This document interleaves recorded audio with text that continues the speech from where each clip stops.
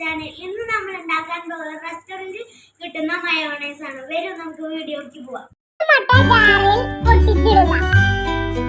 ജാറിലേക്ക് പഞ്ചസാര ഇടുക, ജാറിലേക്ക് ഉപ്പിടുക.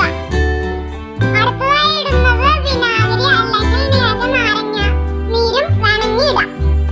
6 അല്ലി വെളുത്തുള്ളി ഇടാം. നമ്മളിപ്പോൾ എടുത്തേക്കുന്നത് 1 കപ്പ് ഓയിലാണ്.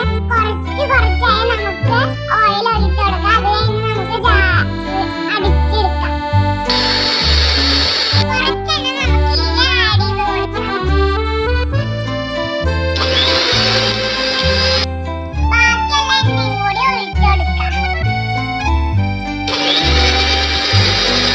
പെർഫെക്റ്റ് മയോണൈസ് തയ്യാറായിട്ടുണ്ട്. നമുക്കൊരു ബൗളിലേക്ക് ഇടാം.